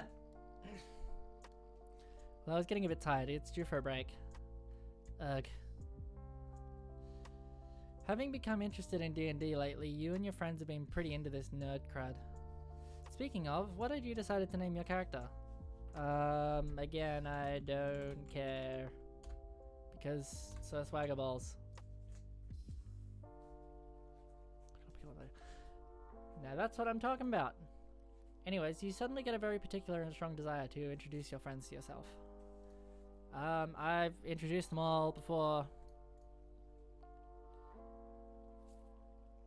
Talk to Gwen at the table. Spend a break with Gwen. Done this. Should I just... Wait, fuck. Time to sit down and figure out what she's doing. Yes. You take your seat back at the table. Gwen glares at you. Meh. Yeah. I'm not a nerd, you're the nerd. Now I can air guitar. Why would you do this? Gwen opens her mouth to say more, but is distracted by pain and friends. This is your chance. Cryptids. We've been through this. Nothing, go away. Gwen rejects further conversation. The question nags at your mind. Could it be Gwen has a relation to cryptids, or... Mystery is seriously nagging at your mind. Mystery of Gwen added. I'm done talking to people. Okay. This game is, like, less about D&D and more about, like, lesbians. I mean, it is called Dungeons and Lesbians. But it'd be cool if it'd be cool if their, the D&D campaign took different turns as well, but it always turns out the same. Oh well. Do you have a smile? Timothy takes the sudden question surprisingly well. No. I smiled once when I was younger. It sucked. You don't know how to answer that, and Jimothy speaks no more. Now that Jimothy's silent, you start to reflect by yourself? Back to Kermit the Frog. Mystery of Gwen and apparently cryptids. Well, you guess you'll do your best to figure that out. Your inner monologue is interrupted by Leonard's voice and also a pile of sandwiches. Sandwiches sound really fucking good right now. Everyone get your asses here, intermission's over. With everyone in tow, you shamble over. You realize this is a good chance to ask something. Wait, I have a question about Jimothy. Who the heck is he? It's my bitch. We've been through this before. No, we've done those before. Take away. Roll. Roll 17 again? Roll the 16 again. Yeah, okay, so this actually doesn't change. I don't think. But I just want to get with all my friends because they're cute. The guys right there, still the kids. Okay, we haven't done this one yet. True Vard uses the people around them to their advantage. My brave friend of bravery, we must lure the guards to this direction. But how? Jiggle the spoopy skull in the corner there. What? Please help me, Mr. Obama. You lose your humanity. You gain one disgust from each of your party members, including a fantasy god. In fact, God, that is me, that is so disgusted by what you did, you immediately hit critical health.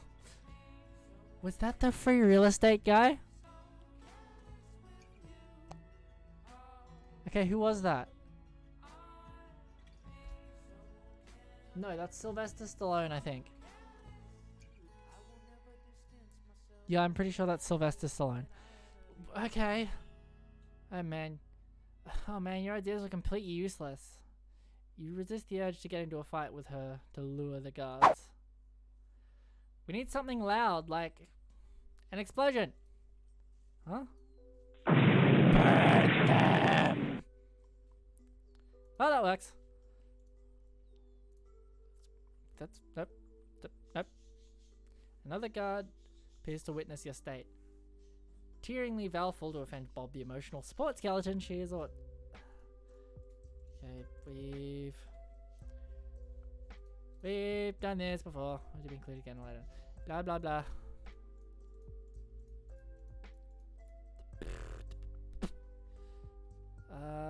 Stay with Gwen. Yes. Guess it's you and me, Lena. Don't burn the house down. You request them to buy a Pepsi Zero, they refuse. Blah blah blah. As the door closes, blah blah blah. Hey. Okay. We're back. Hey, nerd. She squirms a little, already fiddling with her phone. Kids these days. No, please don't tell me she's underage. A familiar sight is on her phone screen, though you can't exactly figure out what that is. It's your chance to figure out her mystery. You sneak closer, much to Gwen's scowling as you put on your cutest, most adorable face. It's hard to tell since you don't have eyes, but biological components are the least of your obstacle. Why don't I have eyes? Gwen makes a weird face at you. Nothing, it's... Noting, it's not one of disgust. At the very least, you press on. Will you tell me what you were reading? Pretty please? Gwen glances at her phone, then to you. Then to the phone again. She mumbles something and you lean in to catch her. Tids. Huh? Titties? I was looking at cryptids. Somehow you feel like you should have expected something like this. That's... As you mull over it, you begrudgingly accept something. Actually kinda cool? At that, Gwen's eyes shine brighter than a 10,000 watt light bulb. Cryptids hunting is the occupation with the highest esteem. In fact, Gwen looks around suspiciously, then strains her height to reach your ears. Her breath tickles. Let me send you something. She fiddles with her phone and yours ping with multiple messages with image attachments. Have you heard of our local cryptids? The dingus? What? You have not. No, I have not. You pretend you have. No! It's extremely rare, you know. Catching the dingus in action, they're like really fast. But I caught it on tape. The tape she's referring to turns out to be a shaky picture on her smartphone. Is that her? The creature in this photo shines unnaturally in the darkness of its surrounding. Actual cryptid? Behold, the dingus! You look closer. Something about that dingus looks familiar. Cryptid looks suspiciously... Yeah, I was gonna say that. But would Raffi sneak out at what looked like 3 AM in the morning just to catch Gwen off guard? Actually, she would. So I think it's true. The dingus sheds its head once in a while. I mean, look!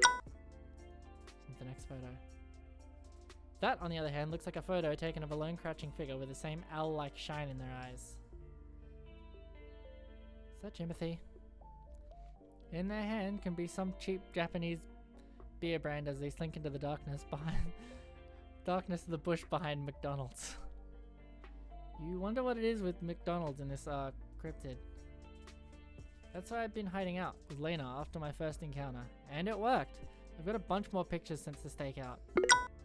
Your phone starts ringing frantically with 142 images she's sending you. You realize more and more the semblance of the cryptid to Lena drinking a beer. Why is she drinking beer behind a dumpster at McDonald's? The hunt's been like super lucrative since I started the diner stakeout, though Lena's pretty useless. She keeps leaving once in a while and this cryptid always appears when she's gone.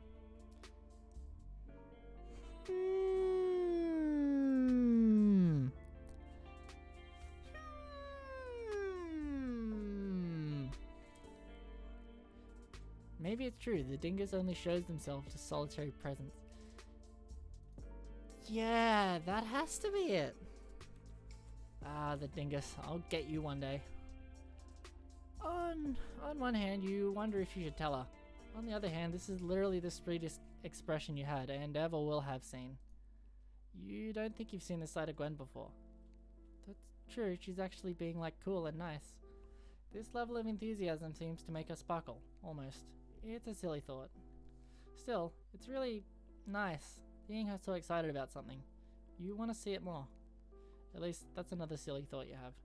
You know it's Glenn's flickering gaze at you. And I'm back. Welcome back, laddie. Hey, yeah. That's my name. Because I literally just half mashed the keyboard because I thought it was gonna give me the Sir Swagger thing, but it was the other name. Thanks for being interested in this. We always pretend to fight and stuff, I guess, but I did always want to be closer to you, you know? And all this cryptid stuff, they're really important to me, I guess. Gwen has a shy but determined look on her face. I have trouble being honest with anything. It's weird to say this, but it's true. When I like someone, it always feels like I'm chasing them and they're chasing me. And one of us will get tired out. Anyways, I don't know. I don't know how to stop. It's hard to talk to people about how I really feel. It's weird, right? Sharing something I have an interest in, really, and hunting cool things together, side by side, would be nice. It really would, wouldn't it? It's a sudden thought you have, a strange sort of epiphany as you share this moment with Gwen. You want to know more about the things she loves. You would love to know more about the things she loves. About the kind of person she is, deeper and deeper beneath. Gwen is suddenly scowling. You quickly try to hide how smitten you are. Gwen all of a sudden seems flustered. You know, maybe we could, hey.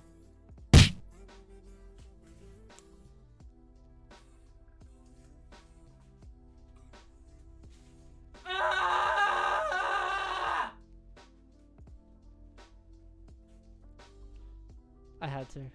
You know I had to. Jimothy scares the crap out of you both. Gwen jumps away, face redder than ever, and bolts out. Now that you're alone, you also discover you were sitting a lot closer to her than you thought. You feel betrayed at missing the lack of distance as Gwen stays far away from you. I'll never get tired of that scream. It's so...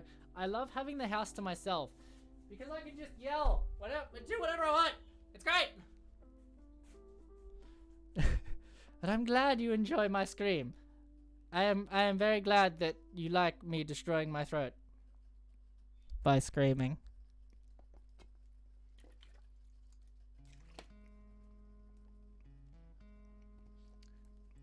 I definitely need to hydrate after that though. Otherwise I'm not gonna be able to speak. We ran out of toilet paper. You also feel betrayed at how much you want to strangle Jimothy for interrupting. But you're not allowed to stab him, unfortunately. So instead, in an impasse, you just show him the photo of the dingus that looks suspiciously like Lena. When we were younger, my twin sister wanted to try drinking beer. And she's an idiot, so I told her you couldn't drink beer if you were under a certain height, or if you were around people of that height.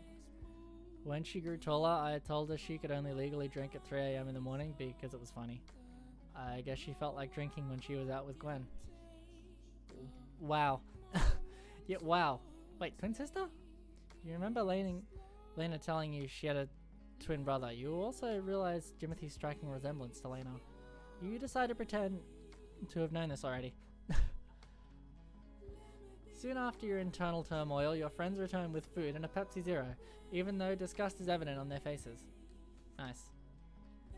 Curses shall not befall them in your dying breath. It takes a bit of a scuffle to return to each of your seats. Soon enough though, the game master clears her throat.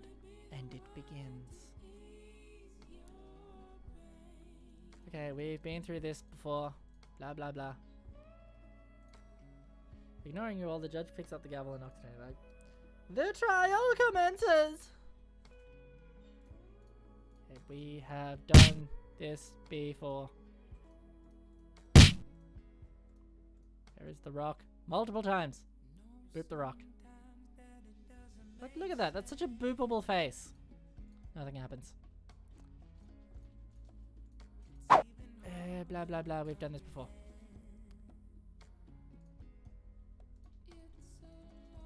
Blah blah blah blah blah blah blah blah blah blah blah blah. Yay, we did it! I mean, that never. I've played through that like 3 times now. Today's campaign ends. Good job, guys. Thanks, Lena. That was fun, I guess. It's already late at night, huh? It is midnight. Well, you're calculating taxi fares, though your friend's voice called out to you. Hey, I'll drive you home. You're maybe a little surprised. Gwen hardly lets people in her car. At least not after the reversed ramen incident. That's something. Gwen refuses to meet your eye as she picks up her stuff and hurries you out of the door. You barely get the chance to say bye to the others. For the first few minutes on the way to the car park, it's tense silence. You peek a glance at Gwen's direction. So, thanks for joining us today. And, talking to me about cryptids and, yeah. Gwen obviously wants to say something else, so you wait patiently. I mean, I really hope we can keep hanging out more. Her words are sincere, you can't help but smile. Me too. Her face seems red, not to mention... Are you okay? Your hand's twitching weirdly. Huh? I have to be ready for cryptids. My hands are twitching with anticipation. You stare at her. Something doesn't seem right. Her hands were moving too, like she wanted to... Oh! Oh! You hold her hand. Yeah. She grips back. Her hands are cold and clammy and totally gross, but the look on her face makes it all worth it. Of course. Hey. Today while we were, at the table, I wanted to ask... are you free this Saturday? I was thinking maybe we could go hunt the dingus. Just the 2 of us, I don't know. But not like just that. I mean, it's like... it's a date, okay? You can't find any words. Hand to your chest, you managed to squeeze out some words. Wow. That's so... romantic. Jeez, answer the question already, you nerd. Yes and yes! What's wrong? Nothing. I mean, it's... I'm really looking forward to it. As Gwen flashes you a rare, shy smile, you feel a little flutter in your chest. You think you're looking forward to it too. Hey Gwen. Yeah? Say something stupid, because I'll be the boogeyman to your closet. Oh, for fuck's sake. I thought it was gonna be stupid. I didn't think it was gonna be that stupid.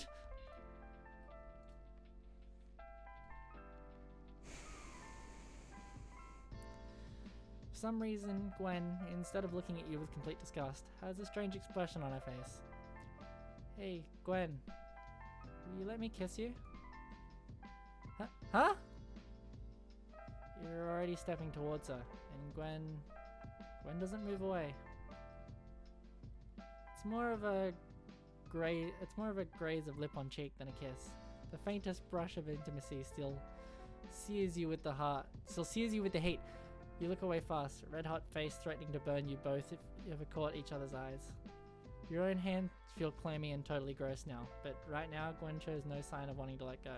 In fact, for what it's worth, you'll catch Gwen's own little smile. Hey, we did it! I think that's it now. Yay! I absolutely fucking love this game. It's so my style of humor. All hail Jimothy, of course. I think that's it. I absolutely loved it. It would have been cool if the D&D part of it wasn't just the same thing over and over again, to make the playthroughs like a little bit less skippable, because I was really just skipping through the other bits and pieces. But that was fun. And for a game that I essentially got in a bundle of like 900 games for $5, I am very, very happy with how that turned out. So, I think that's where we're going to leave it for today, because I have nothing else to do, and I need to eat.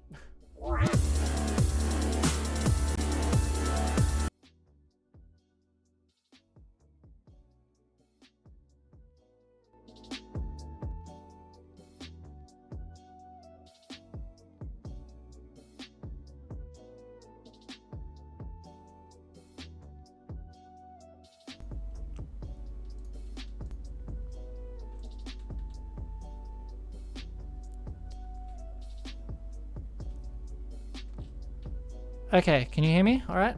Oh, that's peaking a lot. Yeah, I'm having to set up other captions on different screens. Yeah, it was very weirdly cute, but I absolutely loved it. It was so wholesome. It was so good. Okay, now I will need to search for somebody to raid.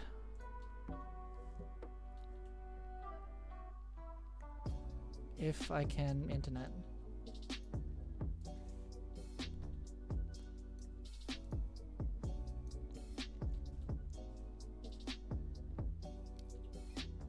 Okay.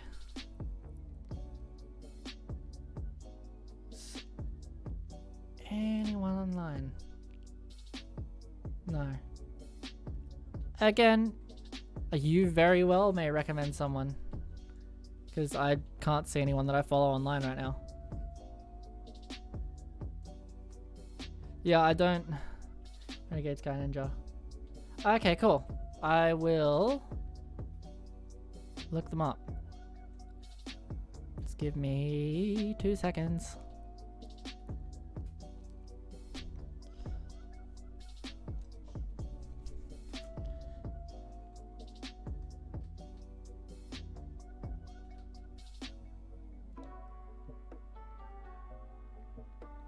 Okay, I have to do this on my phone. I can't copy paste. So, hopefully. Oh, that's perfect. Just got a message that people are coming home. So this is literally perfect timing.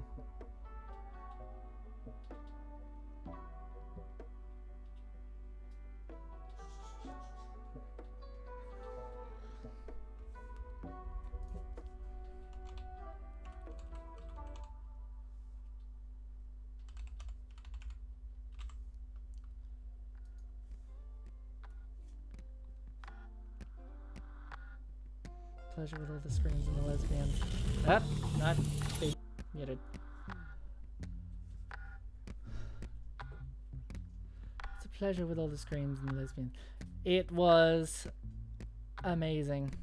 Channels my tent. Did that work? Am I not allowed to raid someone that's intended for mature audiences? Hold on.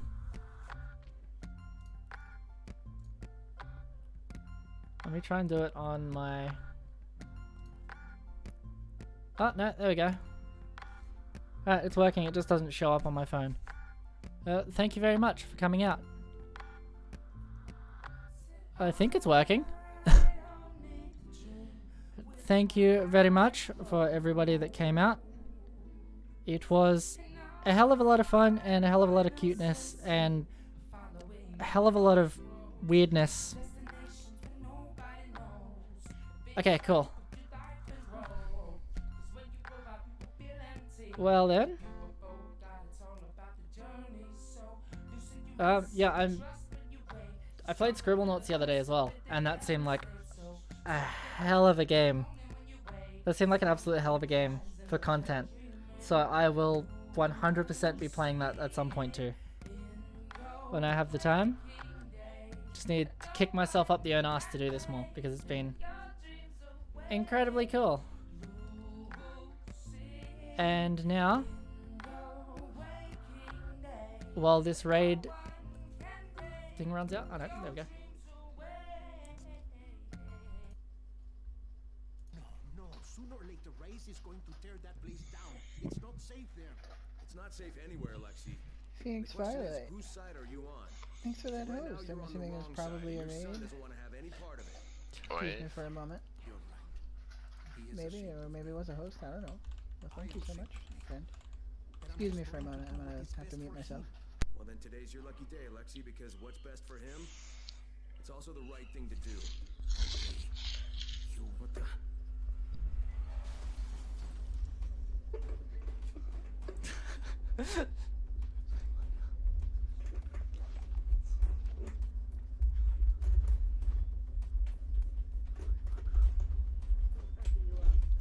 Wait up, you.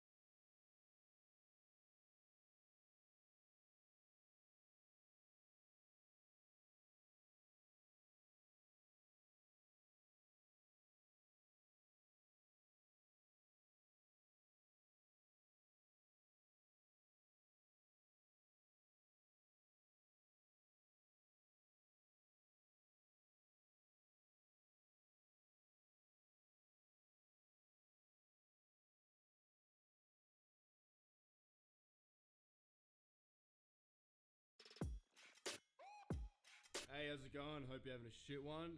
So we were just having a talk just then. We're having a little debate about a drag race between Trav and my electric scooter. And Liam reckons that the scooter would win. Yeah. And me and Hayden both think that the car would win to 40. The car would win. How could the scooter... It's a fucking scooter. Alright, there's only one way to find out.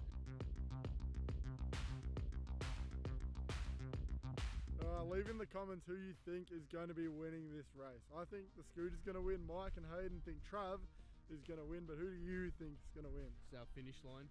You look like you're ready for your first day at school and you've packed your lunchbox and everything. My mop box. Yeah. Match my mop hair. Yeah. Yeah. Wait, where should I be? Like here or like at the front bumper bar? At the front yeah, bumper. True. Alright, you ready? Yeah. 3, 2, 1.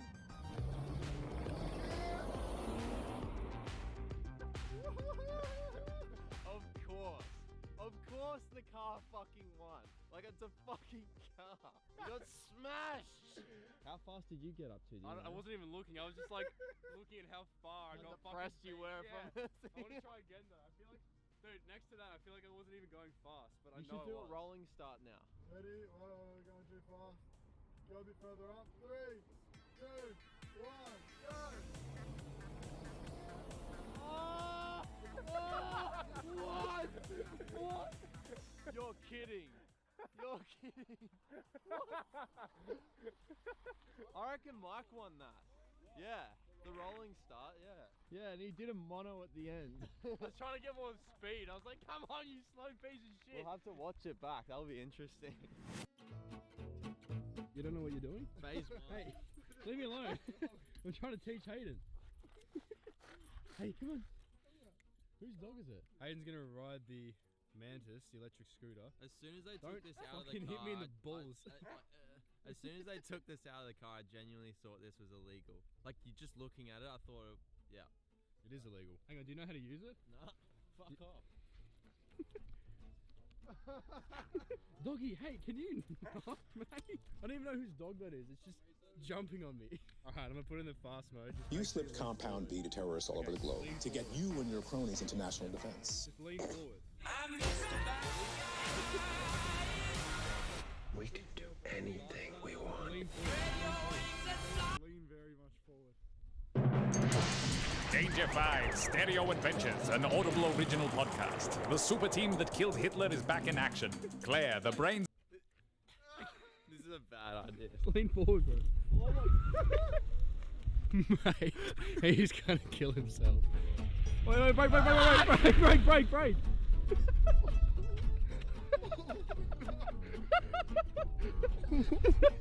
What the fuck? No, dude, I just told you the brake. I need to repair the back brake. It doesn't work. Why didn't you tell me that? I did. I said before you ride it. I'm like, this will be fine. I'm going fast as. I'm like, oh yep. We're actually supposed to go out and take some photos. That's what this whole video is actually supposed to be about, not drag racing and being a bunch of idiots. I haven't really said a lot of backstory for this whole video. So if you're still watching right now and you don't know what the fuck's going on, well, let me inform you, my good sir or madam, about, oh fuck, I almost walked straight into the clothesline. In here, we've packed my electric scooter, the one you saw, and it actually lights up at night time as well, which is really cool. So we're gonna do a long exposure with that. I've actually made a video on this a few videos ago about doing a squiggly line, but we're gonna try that out here. And we're also gonna try and put someone in the middle of this shot when I do the squiggly line. So I don't know how we're actually gonna go about doing that, but we're gonna figure it out when we're there.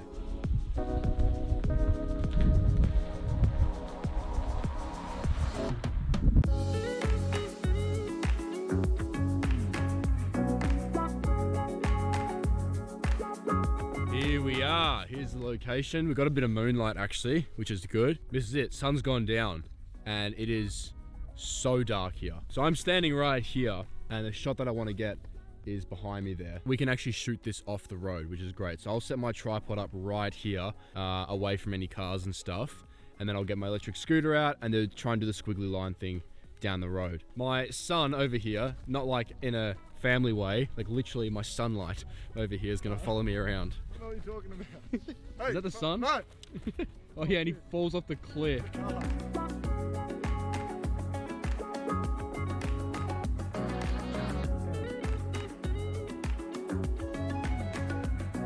Alright, sweet. So we're going to try out the 100 to 400 first. But I have a feeling that because we don't have the tripod mount on that lens, we might not be able to get this shot, because if I'm mounting it via the camera onto the tripod, we might have issues with it being too shaky and stuff, because we did try that yesterday out at the Big Drift and it didn't really work out. The photos we took were actually really shit.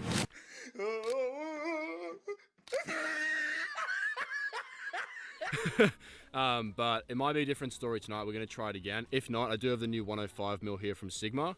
So we're going to try that out as a last resort. But I would really like to try and use the 100 to 400. Straight up, I don't think this is going to work. Look how fucking long this lens is, and I have to mount it back here. It's staying still, but I don't think it'll be still for like a 30-second shot. I can't actually see what I'm adjusting for the shot. You know what I mean? Like, I can't see anything in front of me because it's so dark out here.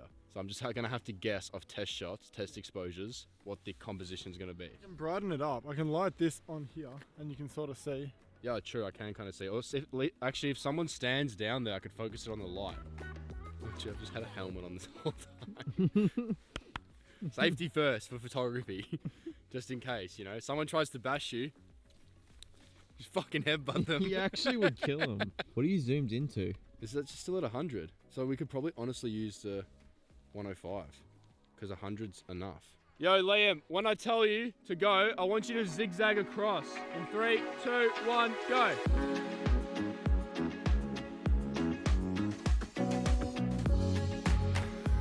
It's way too bright. But we know it'll work. That's sick. It'll work. The concept's sick. Is it blurry from the lens? Oh my god. Oh, so good. Jesus. So my ISO for the last shot was at 1600 at f5.6, and that was too bright. So I'm going to drop it from 1600 down to 500, and we're just going to see what that looks like. All right, Liam. In 3, 2, 1, go.